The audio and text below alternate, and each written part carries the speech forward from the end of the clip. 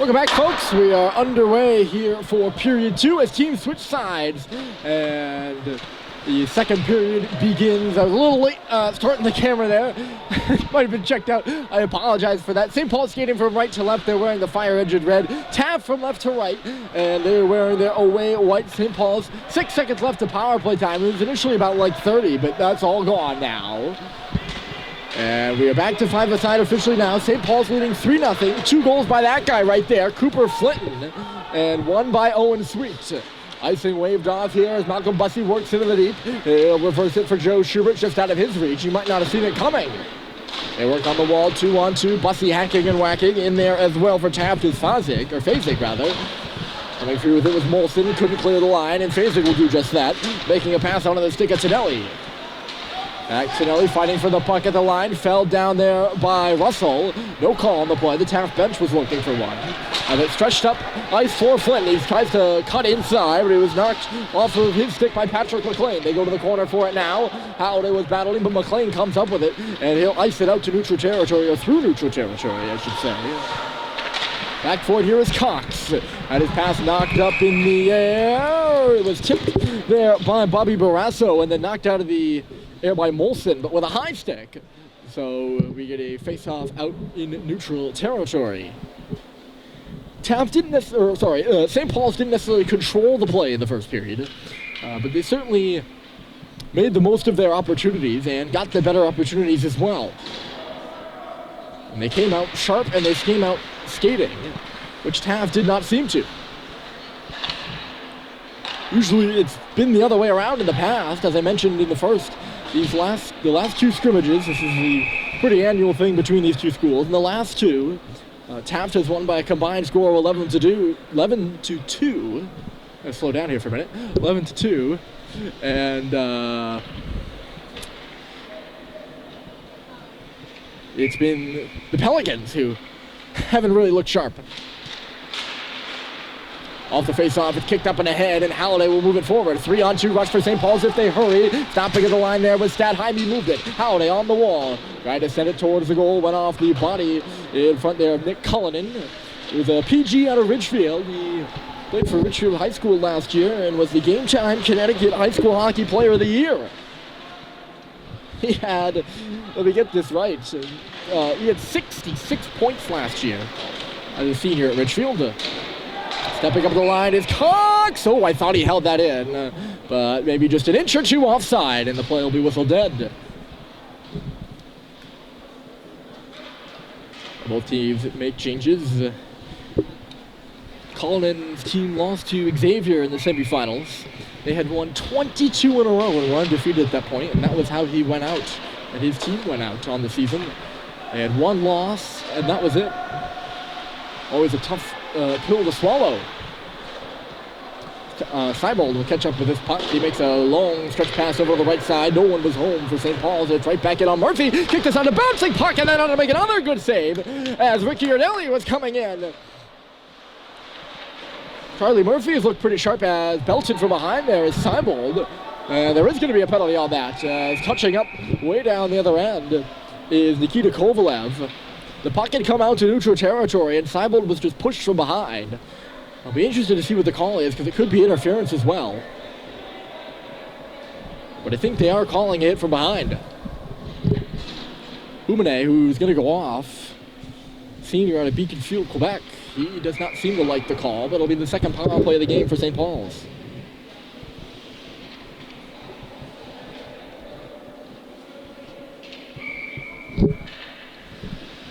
Time of the penalty, 15:27 remaining in the period. It'll be St. Paul's second opportunity. They're 0 for 1.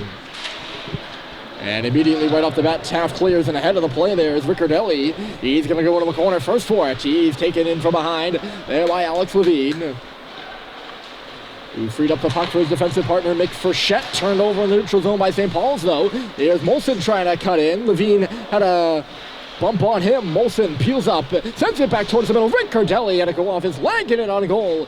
And Murphy was sharp again. He kicks it aside. Frechette will settle things down.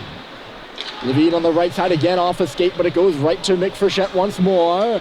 Moving around one and then around two, but he lost it. St. Paul's couldn't get an entry. Here's Crane ahead of the play. Ben Crane's in on goal. He's stopped by Murphy. Good patience by the St. Paul's goaltender. And now the Big Red are going to ice the puck. Safe to say that power play, well, this power play not going the way the Big Red would have liked. And now they were trying to get a change, St. Paul's was. And the referees were quick to hop on that and put a stop to it.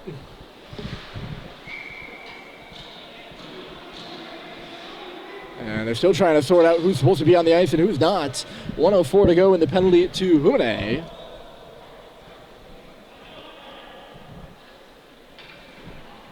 Or no.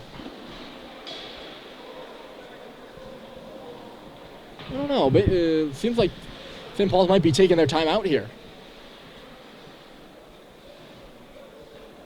Either that or the referees are having a discussion. I'm honestly not sure what this is all about. St. Paul's has figured out who they want on the ice, it seems. But yes, I think it was a timeout, St. Paul's. Interesting. A lot of discombobulation for St. Paul's. Obviously, they couldn't get the zone entry, and then Frechette had a pass go off a skate. Yes, I think the timeout allows St. Paul's to change. If St. Paul's does get a change, and they have 5 new guys on the ice at least. Not sure what the rules behind that, but that's my best guess. But I'll be honest with you, it's not for sure. They're going to make an entry here. That's sent to the goal by Schubert. And a save was made by Roberts. It's still loose in front of backhander. And Roberts had to be sharp as that puck looked like he was going to get out of the zone. But instead, Clayton Malone launched a backhand opportunity from the top of the blue crease. And Roberts gobbled it up. But yes, it was Ben Crane coming down on a breakaway. 43 seconds left to go in the penalty, by the way. Crane was coming in on a breakaway, and Charlie Murphy had to make a spectacular save on him. A good patience by the St. Paul's goaltender. They get things set up now off the face-off. Here's Russell to Hep. Hep to Russell. Shot through traffic, looking for a tip. It'll just go off the boards and wide up by the line now. It'll get out, and here comes Fazig. Coming up and ahead with him was Tonelli. If he had the right time, he probably could have let him in for a breakaway, but good job by Russell to kind of hang with Fazig and take away any chance of that. Although Fazig is all over Russell here, and he turned it over. Shot coming through, and a save is made by Murphy again. Fazig caused the turnover, then Tonelli took the shot. Russell finds Malone coming in across the line. The penalty is over to Humane, and St. Paul's is officially 0 for 2 on the power play, and they turn the puck over here at the blue line. Here comes Tonelli. He's in on Murphy from the blue line. Tonelli to the goal, and he's stopped by Murphy again.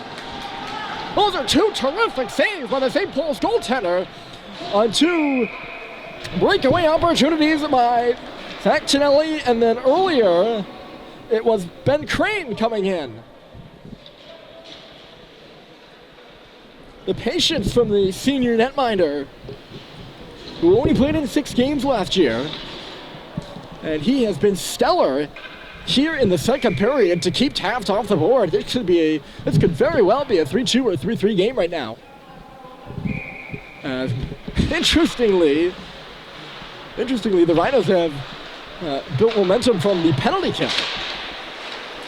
Oh, Sweet was almost right through the neutral zone there. That would have been a 2-on-1, but instead Taft turns it the other way. Barrasso, he goes into the corner for it, takes a bump by Bussy. Puck pops up in the air. Taft will come free with it. Along the wall is Cullen, and that's the Tabor team walking in front. As it's sent through, they score! Jack Adams with a shot through traffic. Murphy didn't see it, and the Rhinos are on the board. It's 3-1.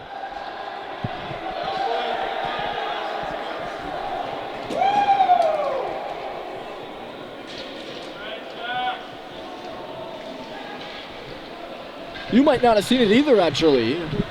The Tabor and Groton teams who play next, they walked right in front of the glass there, just as the play was happening. And Adams, I kind of had the vantage point above him.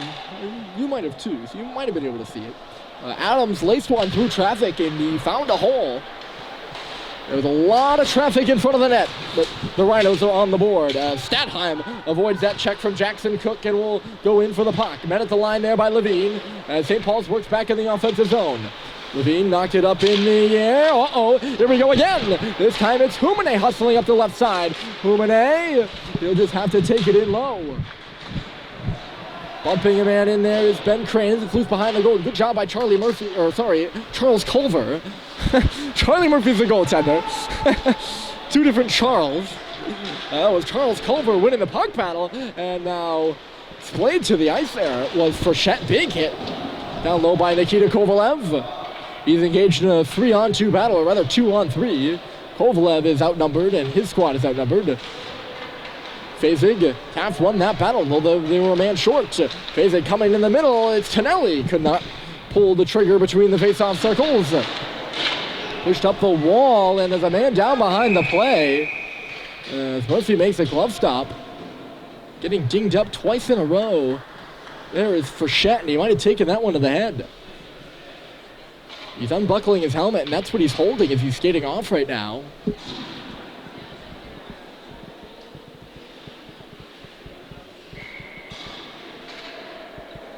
Trainer Mr. Oziomic is on the bench right now for St. Paul's.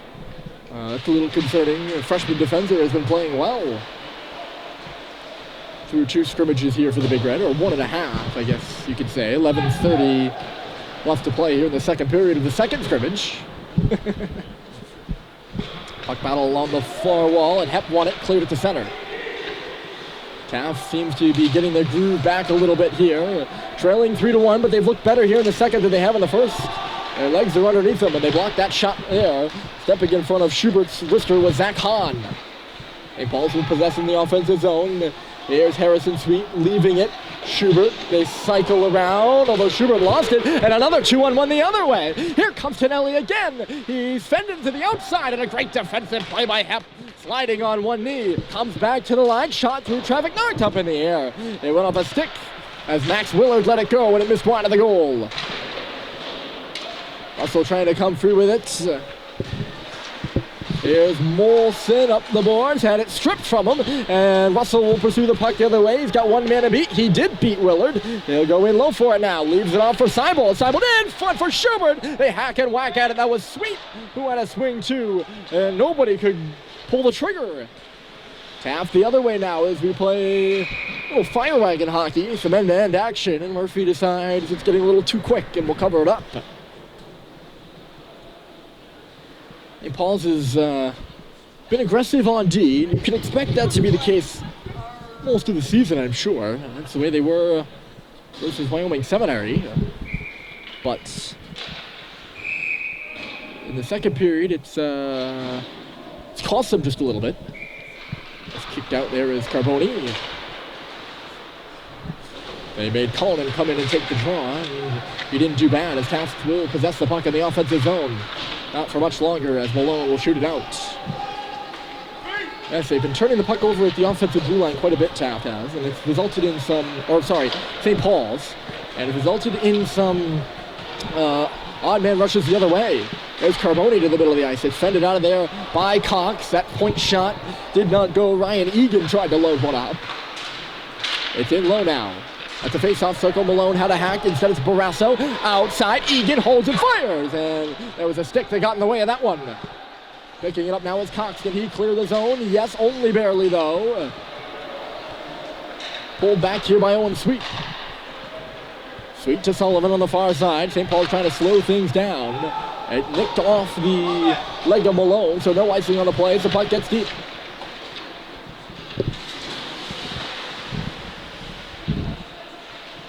Battle in front of us here on the blue line.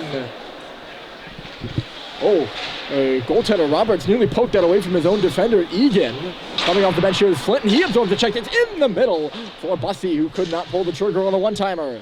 Instead, it's in the corner. Flinton pursuing the puck. Stops on the half wall. Cooper Flinton, goal line. Sharp angle shot was stopped by Roberts. It's still loose. Bussey fishing for it in the far corner. To the line. A D-to-D pass. Here's Mick Frechette. He's back on the ice. A high shot. It only got glass. Bussey on the far side. Look at St. Paul's cycle. It just got away, though. Levine. I jinxed him, I guess. Announcer jinx. Levine could not reach that pass. Taft scrambles for a change as SPS works back in. Bussy was all tied up. It'll go cross ice, and cutting back here is Nikita Kovalev to have a play on it. Frechette, who he fanned on the puck. He's going to have to battle for it back now. Loose on the blue line. Flinton comes in to help out. Taft will just get it deep. Or if he will stop it and then ring it on around the wall. Flinton was standing there ready to meet it. Schubert now. Knocked in by Flinton. He's going to hustle cross ice for a change as Schubert goes in on the forecheck. Humane touches it back to the middle. Riccardelli. And then off for Kovalev again. As Taft works in. Kovalev a shot. It was stopped by Murphy. Rebound comes loose to the wall. That's Humane. At the face-off circle, the puck was free. Russell stepped up. He lost it though. It's in low for Humane. Tried to feed the back door. That was knocked out of the air. It's still loose. Riccardelli tried to pull a fancy move, but he couldn't get the shot off at the side of the goal. I think that might have been Russell or Frechette, one of the defensemen that blocked the centering pass from Humane that was originally intended for Riccardelli. The second or third one was the one that made it there. Russell gloves the puck down. Bussy's been out there, and Schubert's been out there for both. They've both been out there for quite a while. They have to be at the end of their shifts now. So I guess look out for that as they try to go out for a change as Russell tried to execute a move he fanned. Schubert was there to help though. The puck stays in. Schubert pushes his deep. He got his stick up in the face of Kovalev, who's looking for a call. None forthcoming. Knocked out to neutral territory by Taft. St. Paul's has put themselves back in the driver's seat here the last few minutes. They've been controlling the play a little more. After that timeout. A little after the timeout. Not exactly after the timeout. Puck goes up and out of play after Molson and Hep were both going for it. And Molson seems like he's been a bit hampered here. He's skating off to the right of your screen. He was he's doing so gingerly. He was kind of leaned over on his stick. Maybe looking for a penalty call that I missed. We'll face off right where we usually start at the center of the cross swords and the SPS shield. That's one there by Phasig.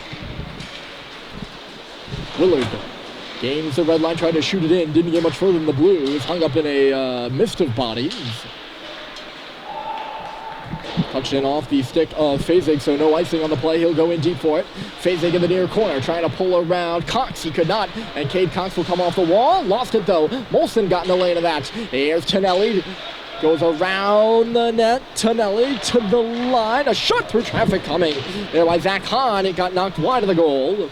Murphy might have gotten a piece of it, but it certainly didn't come in at full velocity. Tonelli coming out of the corner with it, loading up there with Molson for a one-timer. So was Hahn. It's Tonelli hanging on to the right side. It's bounced in by Willard. And a ground ball fielded there by Murphy for another stoppage with 5:59. Maybe a little jawing between Molson and Halliday.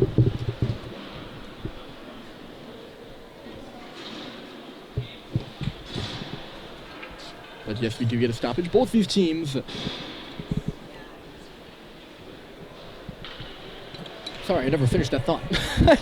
Both these teams have played scrimmages prior to this one. This is Sunday, so St. Paul's played not last Saturday, which would be yesterday, but the Saturday previous to that, versus Wyoming Seminary before going on break. That was a 5-0 victory. I mentioned that. Taft played the Saturday before that. They played two 25-minute scrimmages on their home ice sheet. They beat Hill 1-0. And it was Phasig who had the only goal in that one. Roberts was the goaltender. And then they tied Canterbury after that, 1-1. Not a lot of goals going in the nets. They've only got one here on the day so far.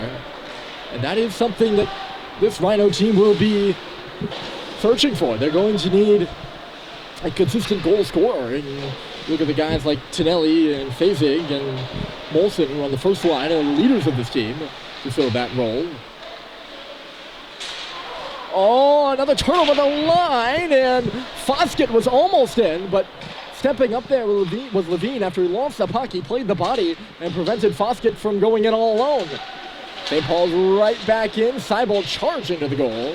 He was taken down before he could get a hand on the puck. Tip to the face-off circle there by the Big Red. Which one, I'm not entirely sure myself. Lobbed it over the head of Mick Frechette, and icing is waved off. Long stretch pass, and standing on the offensive blue line was Schubert. I think Frechette knew he had a closing window to reach him and just lobbed one up ice, not really concerned about how good the pass was, and it wasn't that great of a pass, and that's why Schubert couldn't get a hold on it. And I thought they blew this dead. I thought they blew it dead because Roberts covered it up, but they're actually calling this offside. The faceoff's going to come all the way down.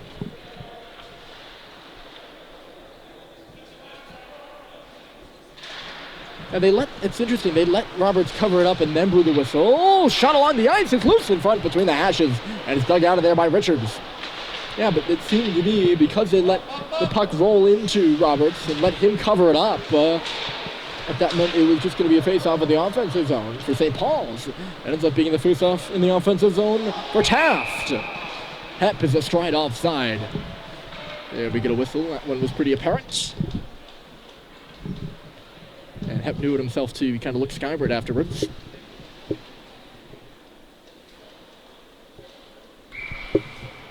We mentioned earlier in the broadcast that we're not on the right page. Hold on. We'll make that note later. A note of more importance is that Sam Seibel is heading to the dressing room for St. Paul's. I don't know what he needs. I don't think he was involved in any collision. Oh, he's not going to the dressing room. Maybe talking to a trainer. I'm not sure. I want to keep my eyes on the play. But something of note, he is not on the bench as of the moment. There's Schubert. 2-on-3 with Malone, and Schubert will just send one to the goal. It was stopped by Roberts, and we do get a whistle.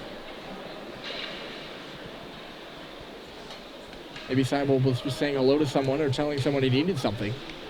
He's going back to the bench now. It seems like he's okay, so nothing medically related. Just maybe a little blip caught by accident. Face off in the O-zone for the Pelicans. Oh! Sent into the wall at a dangerous distance there was Owen Sweet. He got rocked by Riccardelli as Taft goes the other way. Here comes Komalev, and he shoots, and it was fended out by Murphy, who's been pretty good. That was a dangerous-looking shove there from Riccardelli. Not a penalty in my mind. Here it is again, Riccardelli. But certainly not a pretty one. Caught me by surprise, that's for sure. And it wouldn't be surprised if it caught Sweet by surprise as well. He's still on the ice right now. He's in the zone. Trying to pick up that centering pass from Bussey. More of a shot pass, actually. There's Cox.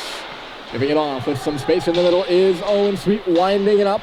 He finds Sullivan across the line. That shot goes off a body and in deep. Sent on around. Here's Hubert. Whoop. Heads up. That one was coming right by us. Just missed us, actually. And it's up and out of play. Lofted out by, might have been the left defenseman or the right defenseman, Max Willard. Stoppage nonetheless. I'd mentioned that the teams hadn't played the regular season since 1989. In regular season history, they've never met on any team's home ice sheet. They've only ever met in neutral territory. St. Paul's has the overall advantage, 8-4-1. There's Mick Frechette. Ooh, that puck got knocked down, and then Halliday jumped on it pretty quickly, tried to reverse it in front. It just goes in on Roberts, who will gobble it up. Haven't had any scoring, really, since the goal by Jack Adams. You maybe saw a little bit of momentum for Taft afterwards, and it slowly died as St. Paul's has taken control back of this one. At least in my opinion. You might differ.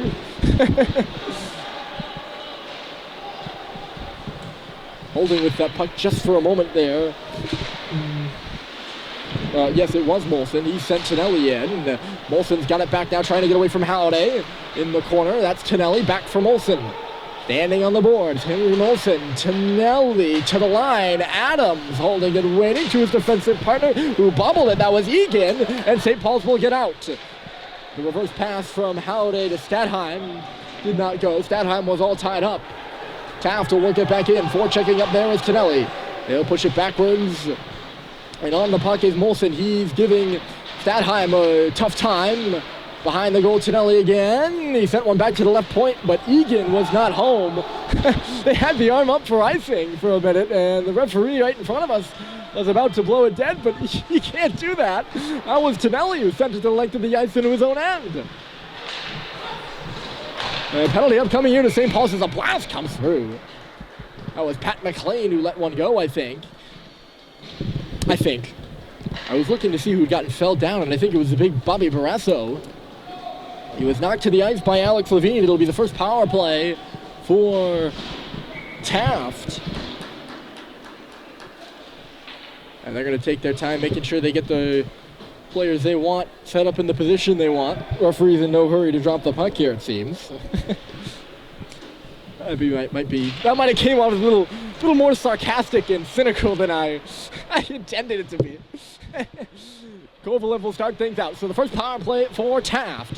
To the line it goes. Carboni. D to D. It's Zach Hahn through traffic. Got the boards instead.